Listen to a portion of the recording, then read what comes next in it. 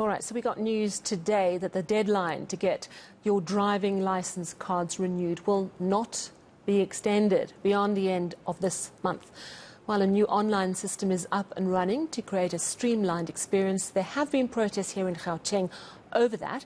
Let's get details now from Thesigan Pillay. He's the legal representative for the National Driving School Association. Now, they are one of the groups that has been involved in the protest. Mr. Pillay, thank you so much for your time.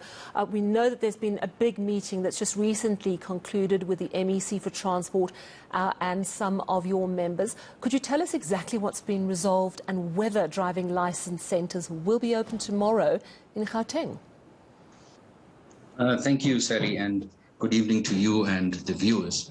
That is, in fact, true. We just concluded what I would refer to as a marathon meeting this morning. The meeting involved members of the Road Traffic Management Corporation, as well as the MEC and the Deputy Director General in the MEC's office, together with the Head of Department for Roads and Transport in Gauteng. The meeting proceeded very briskly to the extent that all parties were seeking some form of consensus on how to go beyond the current impasse that we have. The impasse was brought about as a result of the Road Traffic Management Corporation introducing an exclusively online booking system. And the reason I emphasize exclusively online booking system is for the simple reason that the system does not allow for what you would call walk-in bookings. In order to have your driver's license booked or your learner's booked, you would have to book online. And in the event you do not have the facilities or the means to book online, you effectively will not receive such a service. And I think that is in essence the contestation of my clients, and that is what my clients are against or protesting. All right, so what have you resolved? Is Gauteng going to start allowing walk-in bookings? Unfortunately, at this particular juncture, the meeting concluded with the MEC undertaking to consider the options that he would have available to him as to whether or not the status quo would remain, where there would be exclusively online bookings. Alternatively, he may allow a system to be effected where the driving schools would be allowed to assist their clients in that online booking. All right, so there might be some room for manoeuvre. Does that mean that the protest action from the Driving Licence Schools Association is off? Can people needing to go and get their cards with confidence go to Gauteng driving licence centres to pick up their cards, for example? Unfortunately, at this point, it would be premature to comment as to whether or not the protest action will be suspended. That would be strictly dependent upon the MEC and the RTMC as to whether or not there would be reason to suspend the protest action.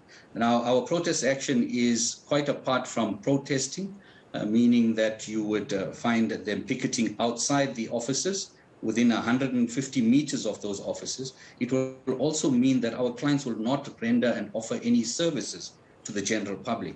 And this results in the DLTCs being rendered graveyards where there is nothing that takes place. Well, except that people do go and, people are going to go and try and pick up their licenses. Are you saying that with the minister basically saying those centres must open, that even if the protests continue tomorrow, people will be allowed peacefully to enter those premises? There won't be any more reports of violence? Absolutely. And I want to categorically state on behalf of my clients that we detest any forms of violence, and that any person acting in a violent manner does so in his personal capacity and does not do so at the behest of our clients. Our clients believe in the rule of law and will respect the rule of law and the rights of citizens to access any form of service that they would like to access. All right, so your clients are hoping that there'll be some sort of compromise to allow driving schools as a third party to assist in terms of helping make these bookings for people learning to drive. I want to ask you about the fact that there's about a backlog of some 500,000 driving licenses that still have to be issued by the end of this month. The Minister says there's absolute capacity to clear this. I'm wondering what your members, who really are on the ground, are saying to you about whether this is going to be possible.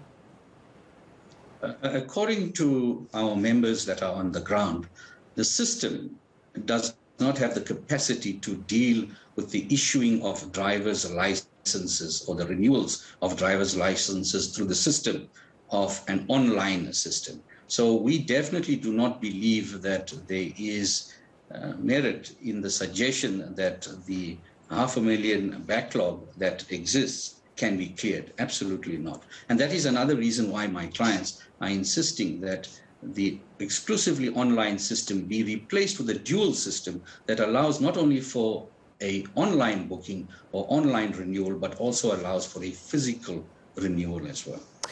This would allow everyone to have access to such basic service.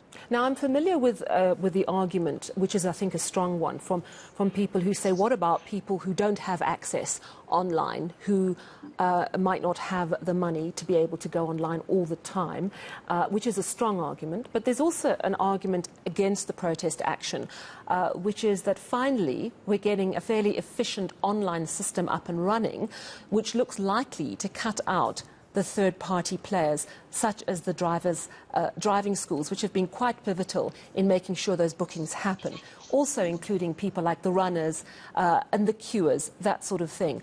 That, in part, the protest we've seen is disgruntled people who have been benefiting from a partly functional system. What do you say to that?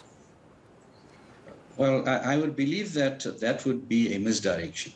The system, an online system, does not necessarily add to efficiency. If you want to look at the system from an efficiency point of view, it has failed dismally. You cannot judge a system on efficiency if approximately 80% of your population is excluded from participating in such a system.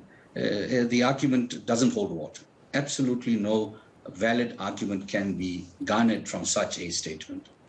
All right, well, thank you so much for joining us this evening. There's Pillay, legal rep for the National Driving School Association, saying that a meeting with the MEC for Transport and other officials around this impasse, they are hoping for a dual system that will still allow walk-ins, and they will continue their protest action until they get word, but he seems to be saying quite clearly that they will not try and push for the shutdown of driving licence centres, as we have seen in the last week or so.